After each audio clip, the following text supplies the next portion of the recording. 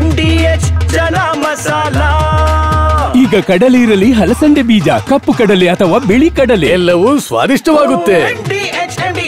ಕಾಶ್ಮೀರದಲ್ಲಿ ಉಗ್ರರ ದಾಳಿಗೆ ಇಬ್ಬರು ಕನ್ನಡಿಗರು ಬಲಿಯಾಗಿದ್ದಾರೆ. ಶಿವಮೊಗ್ಗ ನಗರದ ನಿವಾಸಿ ಮಂಜುನಾಥ್ ಇಲ್ಲಿ ಸಾವನ್ನಪ್ಪಿದ್ದಾರೆ. ಹಾಗೆ ಬೆಂಗಳೂರು ನಿವಾಸಿ ಭರತ್ ಭೂಷಣ್ ಕೂಡ ಬಲಿಯಾಗಿದ್ದಾರೆ.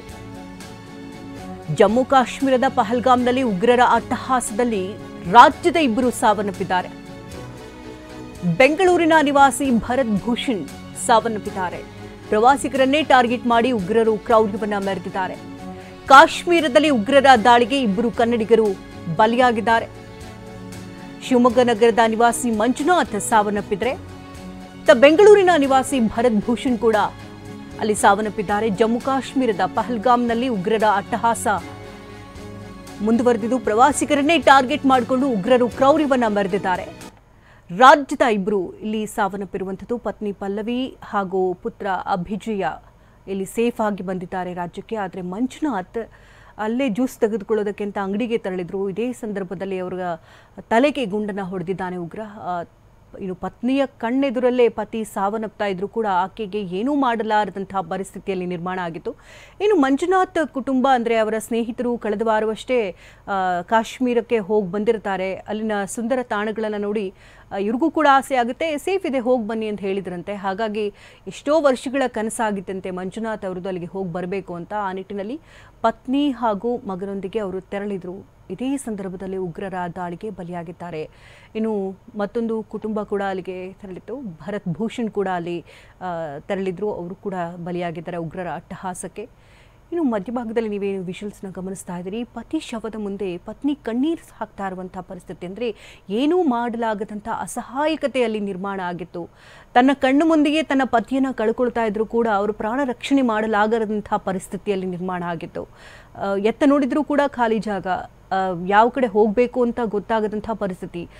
ಬಯಲು ಪ್ರದೇಶವಾಗಿದ್ದರಿಂದ ಅಲ್ಲಿ ಯಾವ ಮರಗಳ ಹಿಂದೆ ಹೋಗಿ ಅವಿತ್ಕೊಳ್ಳೋದಕ್ಕಾಗಲಿ ಮತ್ತೊಂದಕ್ಕಾಗಲಿ ಅಲ್ಲಿ ಪರಿಸ್ಥಿತಿಯೇ ನಿರ್ಮಾಣ ಆಗಲಿಲ್ಲ. ಏಕಾಏಕಿ ಗುಂಡಿನ ಮೊರೆತ ಕೇಳಿ ಬರ್ತಿತ್ತು. ಮೊದಲಿಗೆ ಅಂದ್ಕೊಳ್ತಾರೆ ಮಂಜುನಾಥ್ ಪತ್ನಿ ಪಲ್ಲವಿ, ಇಲ್ಲಿ ಸೇನೆ ಹೆಚ್ಚಾಗಿರುತ್ತೆ, ಇಲ್ಲಿ ಸೇಫ್ಟಿ ಇರುತ್ತೆ, ಹಾಗಾಗಿ ಅವರೇನು ಟ್ರಯಲ್ಸ್ ಏನೋ ನಡೆಸ್ತಾ ಇರ್ಬೋದು ಅಂತ ಪ್ರಾಥಮಿಕವಾಗಿ ಅಂದ್ಕೊಂಡ್ರು ಅನ್ನೋದ್ರ ಬಗ್ಗೆ ಟಿವಿನ ಜೊತೆ ಮಾತನಾಡುವಂತಹ ಸಂದರ್ಭದಲ್ಲಿ ಕೂಡ ಅವ್ರು ಹೇಳ್ತಾ ಇದ್ರು.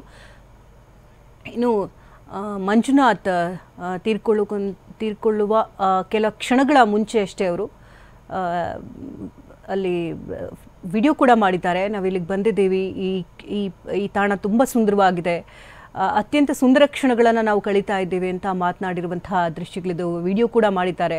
ಅಂದರೆ ಸಾವಿಗೂ ಮುನ್ನ ಕೊನೆಯ ವಿಡಿಯೋ, ಅಂದರೆ ಎಂಥವರ ಕಲ್ಲು ಹೃದಯ ಕೂಡ ಈ ವಿಡಿಯೋ ನೋಡ್ತಾ ಇದ್ದರೆ ಕರಗಿ ಹೋಗುತ್ತೆ. ಯಾಕಂದರೆ ಸುಂದರವಾಗಿದ್ದಂತಹ ಕುಟುಂಬ, ನಮ್ಮ ಜಮ್ಮು ಕಾಶ್ಮೀರವನ್ನು ಕಣ್ತುಂಬಿಕೊಳ್ಬೇಕು ಅಂತ ಹೋದಂತಹ ಕುಟುಂಬ ವಾಪಸ್ ಬರಬೇಕಾದ್ರೆ ಶವವಾಗಿ ಬರ್ತಾರೆ ಅಂತಂದರೆ ಯಾವ ಪರಿಸ್ಥಿತಿ ನಿರ್ಮಾಣ ಆಗಿರಬಹುದು, ಜೊತೆಗೆ ಆ ಕುಟುಂಬಕ್ಕೆ ಯಾವ ರೀತಿ ದುಃಖವನ್ನು ತಂದಿರ್ಬೋದು.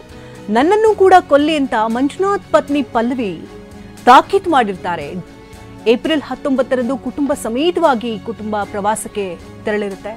ಪತ್ನಿ ಪಲ್ಲವಿ ಹಾಗೂ ಪುತ್ರನ ಜೊತೆ ಮಂಜುನಾಥ್ ಟೂರ್ಗೆ ಅಂತ ಬಂದಿರ್ತಾರೆ. 2 ದಿನ ಕಾಶ್ಮೀರದ ವಿವಿಧ ಸ್ಥಳಗಳಲ್ಲಿ ಎಂಜಾಯ್ ಕೂಡ ಮಾಡ್ತಾರೆ. ಇಡೀ ಕಾಶ್ಮೀರವನ್ನ ಕಣ್ತುಂಬಿಕೊಳ್ತಾರೆ. 2 ದಿನದ ಹಿಂದೆಯಷ್ಟೇ ವಿಡಿಯೋ ಮಾಡಿ ಖುಷಿಯನ್ನ ಹಂಚಿಕೆ ಮಾಡಿಕೊಂಡಿರ್ತಾರೆ. ಪಹಲ್ಗಾಮ್ನಲ್ಲಿ ಉಗ್ರರಿಂದ ಮಂಜುನಾಥ್ ಹತ್ಯೆ ಬೆನ್ನಲ್ಲೇ ಈ ಒಂದು ವಿಡಿಯೋ, ಅಂದರೆ ಕೊನೆ ಕ್ಷಣದ ವಿಡಿಯೋ ಅಂತ ಹೇಳ್ಬೋದು. 2 ದಿನಗಳ ಕಾಲ ಅಲ್ಲಿನ ಕಾಶ್ಮೀರದ ಸುಂದರ ತಾಣಗಳಿಗೆ ಕುಟುಂಬ ಸಮೇತರಾಗಿ ತೆರಳಿ ಅಲ್ಲಿನ ಸುಂದರ ಕ್ಷಣಗಳನ್ನು ಸವಿತಾ ಒಂದು ವಿಡಿಯೋ ಕೂಡ ಮಾಡ್ತಾರೆ. ಅಂದರೆ ಖುಷಿಯಾಗೇ ಇರ್ತಾರೆ. ಅಂದರೆ ಸಾವು ಇನ್ನೇನು ಕಣ್ಮುಂದೆ ಇದೆ ಅನ್ನುವಂಥ ಯಾವ ಸೂಚನೆ ಕೂಡ ಅವ್ರಿಗಿರಲಿಲ್ಲ.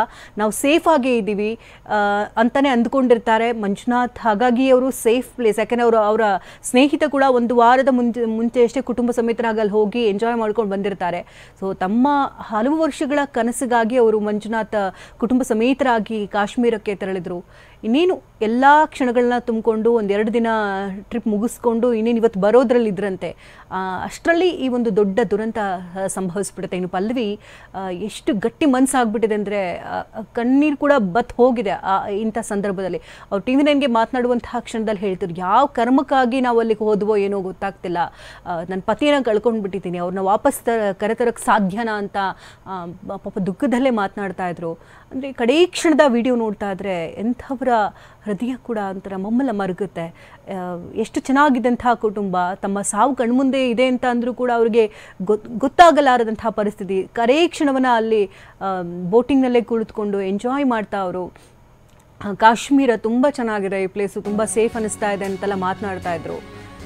ಇನ್ನು ಇಂದು ಬೆಂಗಳೂರಿಗೆ ಮರಳಬೇಕಾಗಿದ್ದಂಥ ಭರತ್ ಭೂಷಣ್ ಶುಕ್ರವಾರ ಕಾಶ್ಮೀರಕ್ಕೆ ತೆರಳಿದಂತಹ ಭರತ್ ಕುಟುಂಬ, ಅವರ ಕುಟುಂಬ ಕೂಡ ಕಾಶ್ಮೀರಕ್ಕೆ ತೆರಳಿತು. ಮತ್ತಿಕೆರೆಯ ಸುಂದರನಗರದಲ್ಲಿರುವಂತಹ ಭರತ್ ಮನೆ. ತಂದೆ ತಾಯಿಗೆ ಮಗನ ಸಾವಿನ ವಿಚಾರವೇ ಗೊತ್ತಿಲ್ಲ. ಇಲ್ಲಿವರೆಗೂ ಕೂಡ ಹಿರಿ ಜೀವಗಳಿಗೆ ಈ ವಿಚಾರವನ್ನು ತಿಳಿಸಿಲ್ಲ. ತಾಯಿ ಹಾರ್ಟ್ ಪೇಷಂಟ್ ಆಗಿದ್ದಾರಂತೆ, ಹೀಗಾಗಿ ಯಾವ ವಿಚಾರವನ್ನು ಕೂಡ ಭರತ್ ಅವರ ತಾಯಿಗೆ ತಿಳಿಸಿಲ್ಲ. ಸದ್ಯ ಕಾಶ್ಮೀರಕ್ಕೆ ತೆರಳಿರುವಂತಹ ಭರತ್ ಅಣ್ಣ ಪ್ರೀತಮ್, 41 ವರ್ಷದ ಸಾಫ್ಟ್ವೇರ್ ಉದ್ಯೋಗಿ ಭರತ್ ಭೂಷಣ್ ಕಾಶ್ಮೀರಕ್ಕೆ ತೆರಳಿದ್ರು ಕುಟುಂಬ ಸಮೇತರಾಗಿ. ಸ್ವಂತ ಡಯಾಗ್ನೋಸ್ಟಿಕ್ ಸೆಂಟರ್ ಅನ್ನ ನೋಡ್ಕೊಳ್ತಾ ಇದ್ದಂತೆ ಭರತ್. ದಾಳಿಯಲ್ಲಿ ಬದುಕುಳಿದಂತಹ ಭರತ್ ಪತ್ನಿ ಸುಜಾತ ಹಾಗೂ 3 ವರ್ಷದ ಮಗ. ಇಂದು ಬೆಂಗಳೂರಿಗೆ ಇವತ್ತು ವಾಪಸ್ ಬರಬೇಕಾಗಿತ್ತು ಭರತ್ ಭೂಷಣ್. ಶುಕ್ರವಾರ ಅಷ್ಟೇ ಕಾಶ್ಮೀರಕ್ಕೆ ತೆರಳಿದ್ರು, ಇವತ್ತು ವಾಪಸ್ ಬರಬೇಕಾಗಿತ್ತು. ಆದರೆ ವಾಪಸ್ ಬರ್ತಾ ಇರೋದು ಮಾತ್ರ ಇಲ್ಲಿ ಶವವಾಗಿ. ಕುಟುಂಬ ಅದೆಷ್ಟು ನೋವಿನಲ್ಲಿ ತುಂಬಿಕೊಂಡಿರಬಹುದು. 3 ವರ್ಷದ ತನ್ನ ಮಗ ಕೂಡ ಜೊತೆನಲ್ಲಿದ್ದಾನೆ, ತಮ್ಮ ಪತ್ನಿ ಕೂಡ ಜೊತೆನಲ್ಲೇ ಕಳ್ಕೊಂಡಿದ್ರು. ಏಕಾಏಕಿ ತನ್ನ ಪತಿಯನ್ನ ಕಳೆದುಕೊಂಡಂತಹ ಪತ್ನಿ ರೋಧನ ಈಗ ಮುಗಿಬಿಟ್ಟಿದೆ. ಇಡೀ ಕುಟುಂಬಸ್ಥರಲ್ಲಿ ಶೋಕ ಆವರಿಸಿದೆ. ಆದರೆ ಇಲ್ಲಿವರೆಗೂ ಕೂಡ ಭರತ್ ಅವರ ತಾಯಿಗೆ ಈ ವಿಚಾರವನ್ನು ತಿಳಿಸಿಲ್ಲ. ಯಾಕಂದರೆ ಹಾರ್ಟ್ ಪೇಷಂಟ್ ಆಗಿದ್ದಾರೆ, ಏನಾದರೂ ಹೆಚ್ಚು ಕಡಿಮೆ ಆಗಿದೆ ಅಂತ ತನ್ನ ಮಗನಿಗೆ ಅಂತಂದರೆ ಆ ಜೀವ ಅದು ಹೇಗೆ ತಡ್ಕೊಳ್ಳುತ್ತೆ ಅನ್ನುವಂಥ ಭಯದಲ್ಲಿಯೇ ಅವರಿಗೆ ಇಲ್ಲಿವರೆಗೂ ಕೂಡ ಯಾವ ವಿಚಾರವನ್ನು ಕೂಡ ತಿಳಿಸಿಲ್ಲ. ಸದ್ಯ ಕಾಶ್ಮೀರಕ್ಕೆ ಭರತ್ ಅಣ್ಣ ಪ್ರೀತಮ್ ತೆರಳಿದ್ದಾರೆ. ಮರಣೋತ್ತರ ಪರೀಕ್ಷೆ ನಂತರ ಮೃತದೇಹವನ್ನು ಬೆಂಗಳೂರಿಗೆ ಕರೆತರುವಂತಹ ನಿಟ್ಟಿನಲ್ಲಿ ಎಲ್ಲ ವ್ಯವಸ್ಥೆಗಳನ್ನು ರಾಜ್ಯ ಸರ್ಕಾರದಿಂದ ಕೂಡ ಮಾಡಲಾಗ್ತಾ ಇದೆ. ಆ ನಿಟ್ಟಿನಲ್ಲಿ ಭರತ್ ಅಣ್ಣ ಪ್ರೀತಮ್ ಈಗಾಗಲೇ ಕಾಶ್ಮೀರಕ್ಕೆ ತೆರಳಿದ್ದಾರೆ. 41 ವರ್ಷ ಅಷ್ಟೇ, ಸಾಫ್ಟ್ವೇರ್ ಇಂಜಿನಿಯರ್ ಆಗಿದ್ರು ಭರತ್ ಭೂಷಣ್. ಸ್ವಂತ ಡಯಾಗ್ನೋಸ್ಟಿಕ್ ಸೆಂಟರ್ ಕೂಡ ಇಟ್ಕೊಂಡು ಅದನ್ನು ಕೂಡ ನೋಡ್ಕೊಳ್ತಾ ಇದ್ರು. ಇನ್ನು ಇದೇ ದಾಳಿಯಲ್ಲಿ ಭರತ್ ಜೊತೆಯಲ್ಲಿ ಪತ್ನಿ ಸುಜಾತ ಕೂಡ ಇದ್ರು, 3 ವರ್ಷದ ಕಂದಮ್ಮ ತಮ್ಮ ಮಗ ಕೂಡ ಇದ್ರು. ಆದರೆ ಭರತ್ಗೆ ನೇರವಾಗಿ ಗುಂಡಿಕ್ಕಿ ಕೊಂದಿದ್ದಾರೆ ಉಗ್ರರು. ವಾಹ್, ಯಾಕೆ ಈಗ ಬಂತ ಸ್ವಾದ? ಖಂಡಿತ ಈಗ ಬಂತು ಅಸಲಿ ಸ್ವಾದ. MDH chunky chaat masala life ಅಲ್ಲಿ ಅಸಲಿ ಸ್ವಾದ ತರುತ್ತೆ. ಅಸಲಿ ಮಸಾಲ, ಎಸ್ ಎಸ್ MDH.